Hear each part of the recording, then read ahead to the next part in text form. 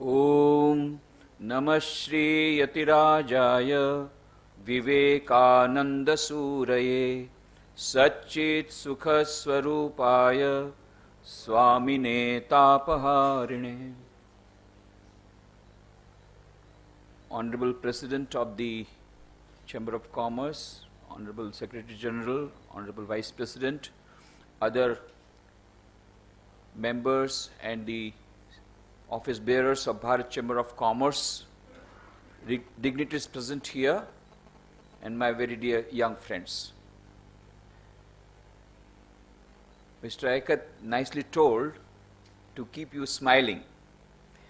I remember Swami Vivekananda said, by being pleasant always and by being smiling always takes you nearer to God than any other prayer in the world. By being pleasant always and by smiling always takes you nearer to God than any other prayer in the world. So very nicely the President told to keep smiling. That is the main message of Swami Vivekananda. But how to keep smiling? For that we must know the management technique. How to keep smiling under the present scenario, so many problems. Say, anybody you ask, how are you? Fine. But when you go nearby and ask any problem, oh my God, so many problems, if you put into the computer, it will be falling short. The memory is not there. So many problems. So, at the outset, I would like to congratulate the Bharat Chamber of Commerce, number one, that for its existence. I was given a very nice book that has been brought out, and I was going through. The first president was made in the year 1900, that is past century. So, an institution surviving for 112 years itself is the biggest tribute to that institution. Surviving. Many institutions come forward, they come into existence after 1 year, 2 year, 5 year, maximum 10 years, they gone. But here is Bharat Chamber of Commerce still existing. So I have to give congratulations on 3 counts. Number 1, for its existence. Number 2, not only that it is existing, it is live. Many institutions are there, existing for more than 100 years, but they are living on oxygen. But here is a live institution. I was going through, so many programs are being conducted, and keeping in touch with the latest technologies, latest developments in various fields, whether political, economical, or in the managerial field. So, on the second count, I have to give congratulations for keeping it not exist, but keeping it alive. And thirdly, I would like to congratulate the Chamber of Commerce for taking the initiative, becoming a pioneer institution of its sort to celebrate Swami Vivekananda's 150th birth anniversary of Swami Vivekananda. You know, Swami Vivekananda's 150th birth anniversary is being celebrated all over the world, not only in India. We wanted this to be celebrated in 2013 to 14 because 12 January 1863 Swami Vivekananda was born, and only after 100 years makes it 12 January 2013. So from 2013 to 14 we wanted to celebrate, and we approached the government of India. The government of India has constituted a central committee with the Honorable Prime Minister as the chairperson, and with 9 chief ministers of various states, 3 monks of Ramakrishna order, and 65 other renowned persons from the country. We wanted from 2013 to 14, but they said, why not start from now itself? So the celebration is taking place from 2010 to 14. 4 years it is going on. In fact, last year, in the month of October, UNESCO had a special exhibition at the Paris Town Hall. And as you know, recently in Chicago University, Vivekananda Chair has been started, but the government of India has donated $1.5 million to start Vivekananda Chair. So not only in India, all over the world, the celebration is taking place. Many institutions have come forward to celebrate the event in a befitting manner. including some Rotaries, Lions. We had a special meeting called by the Chief Minister of Gujarat on 12 December when he called 150 enlightened citizens of the whole of state to discuss as to how this whole year should be celebrated. And there were so many suggestions, many Rotary clubs, many Chamber of Commerce. They have given their suggestions and they said that they themselves will be celebrating in a befitting manner. But they are planning. But here the Bharat Chamber of Commerce has executed the plan, and as today it is a lecture on Swami Vivekananda. That is why I must congratulate. Another thing is that the topic that has been kept, I must congratulate for that also, because Swami Vivekananda's personality was a multifaceted personality. Just now we had a very beautiful welcome address from the President, Mr. Aikat. What a wonderful address. And so many points have already been covered and has been told rightly that Swami Vivekananda's personality was a multifaceted personality, and particularly his this dimension, that he of course was a great saint of a highest order. He was a great Vedantin. Many people say that no, he was a great patriot who inspired the patriots like Mahatma Gandhi, Subhash Chandra Bose, Dr. Radhakrishnan, Jawaharlal Nehru, Chakravarti, Rajgopalachari, Sri Arvind, etc. So he was a great patriot. He was a great writer, a great orator who made 7,000 people stand in awe just when he uttered Sisters and Brothers of America in the World Parliament of Religions in Chicago on 11 September 1893. Mind you, that was also 9/11. But we didn't listen to the message of Swami Vivekananda of harmony of religions. There was another 9/11 in 2001. But that is because we did not listen to the message of Swami Vivekananda. But whatever it is, some people take Swami Vivekananda to be a great orator, a great writer, a great patriot, a great journalist who started many journals and who inspired many people to start various journals during his lifetime, and after his lifetime it continued. So many, it's a multifaceted personality. But one dimension that has not yet been very much projected is that he was a leader of the supreme type. Today when we are talking about globalization, the only one global leader who is accepted to all the countries, to all the creeds, to all the religions, people of all folds, is a global leader. We are talking about globalization. But where is global peace? Global peace cannot come unless until there is a global civilization. And global civilization cannot come till we have global leaders to inspire that global perspective on religions and on all various facets. And what a wonderful thing that Swami Vivekananda talked about globalization more than 100 years back, and he is a global leader who is acceptable to various countries and to the people of various faiths. And Swami Vivekananda in his lifetime had friends of all castes, belonging to various creeds, various religions and various countries. In fact, when United States brought out the great 100 people who built New America, one of the names was Swami Vivekananda in America. In India, we have still to prepare that.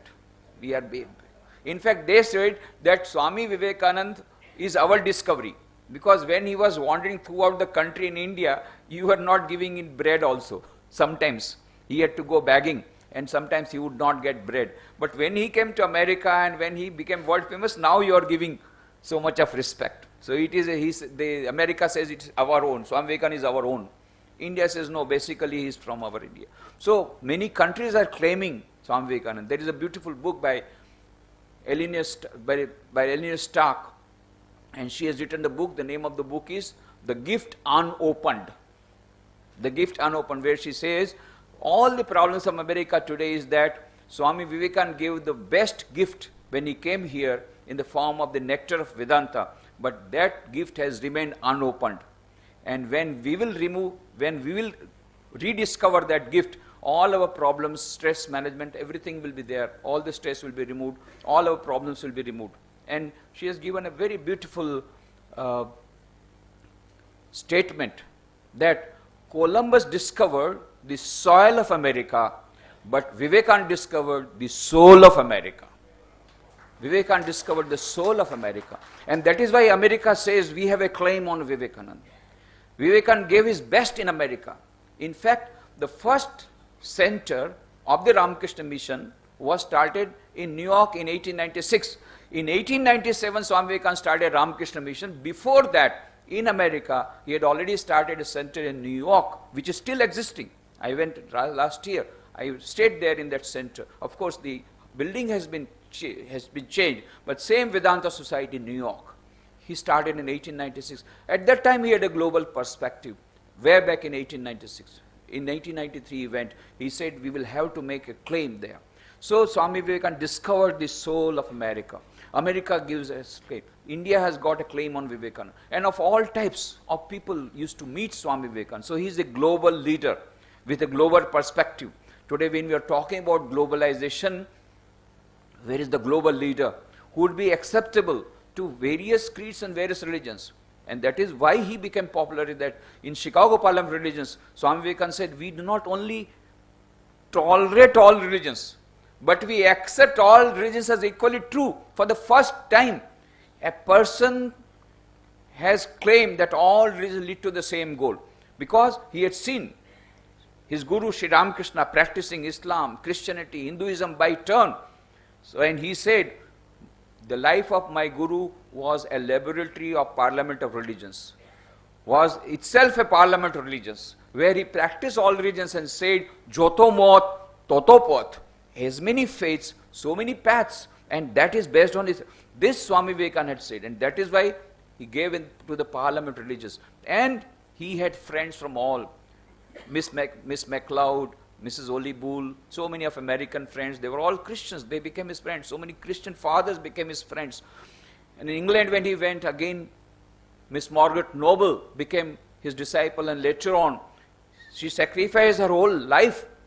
And then she came to India to start the first school for girls. That time only 1% girls were literate. And Swami Vivekananda said, without the women development, India's development cannot take place. No nation can progress without the development of its women.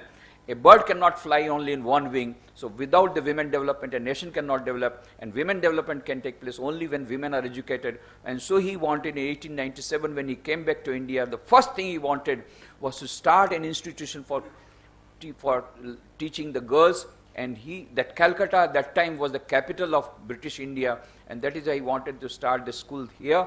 But he could not get one person who would take up his ideas, and so he gave a clarion call to Miss Margaret Noble of England, who gave up her whole life and dedicated her whole life for the sake of educating Indian women. That is why when Swami Vivekananda gave her the Brahmacharya Diksha, he gave her the name Nivedita, the dedicated one. And that is why Rabindranath Tagore used to call her Lok Mata Nivedita. That Nivedita worked here. Now you see Nivedita Girls' School is still there in Calcutta. But Swami Vivekananda had that vision at that time. So he had Christian, he had Muslims. When Swami Vivekananda was here wandering, he became a friend of Muhammad Sarfaraz Hussain of Nainital. And in fact, he wrote a letter. I quoted that letter to Dr. Kalam when he became the president, because he is has got a good friendship with us. So I wrote him a letter that Swami Vivekananda wrote to Muhammad Sarfaraz Hussain in that time of Nainital, that I see in my mental eye, in vision, a new India arising with a Vedantic brain and Islamic body. Both together will give us the great India. Swami Vivekananda prophesied that at that time.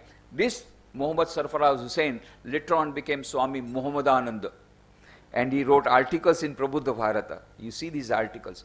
So Swami Vivekananda had friends from various communities across the countries, various religions of various stratas, poor, rich. Many kings became his friends, his disciples. The Maharaja of Khetri, the Maharaja of Porbandar, the Maharaja of Baroda, the Maharaja of Bhuj, so many Maharaja of Mysore. In fact, the letter that was quoted by Mr. Aikat was that letter, beautiful letter Swami Vivekananda wrote to Maharaja of Mysore. My dear prince, this life is short. The vanities of this world are transient. In this short life, they alone live who live for others. The rest are more dead than alive.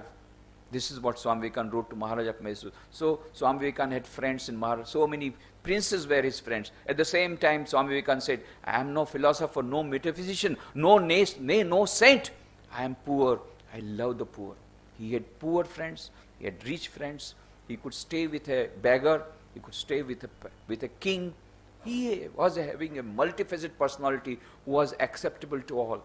Today what we need when we are talking about globalization is a global personality with a global perspective, and who could be a better role model for that global personality than Swami Vivekananda. And in his name, when we are having 150th birth anniversary, I congratulate the Bharat Chamber of Commerce to take the initiative of having another dimension of Swami Vivekananda which is not known. That is his leadership qualities, his managerial excellence, that the vision that he had at that time, the global perspective that he had. Many people are unaware about this, his management. In fact, I was very much surprised to find this very much good comment from Mr. M.V. Kamath, the ex-editor of Illustrated Weekly. He says, when I started reading Swami Vivekananda, I must admit that frankly, I did not expect all these revolutionary thoughts coming from him. But as far as back as the turn of the century, Swami Vivekananda was talking like a management guru of the late 21st century. This is what M.V. Kamath has to say. So this particular aspect of Swami Vivekananda, his leadership qualities, his wisdom of the management expert is not available. Now, at the outset, I must say, when we are talking about vision of Swami Vivekananda, the great innovator of management values, we must know that when Swami Vivekananda left his body, the management science that we know was not yet evolved. It was in the stage of evolution.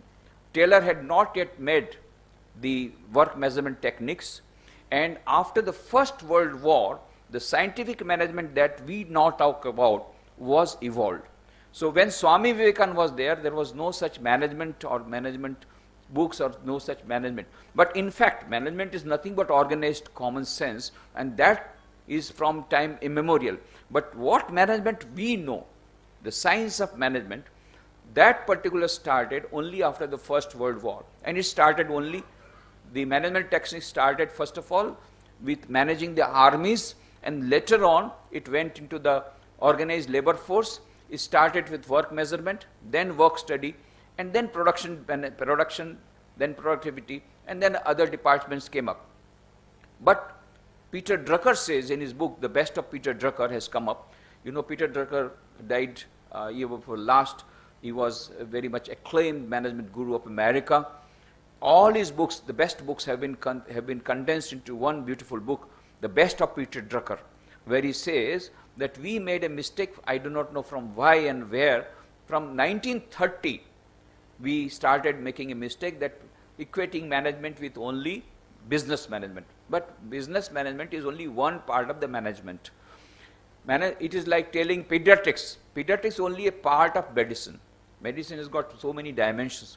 So, but whatever it is, this management that we know has evolved later on, after the departure of Swami Vivekananda. As you know, on 4 July 1902, Swami Vivekananda gave up his body, and this came up later on. But whatever management techniques that we know, Swami Vivekananda unconsciously practiced them.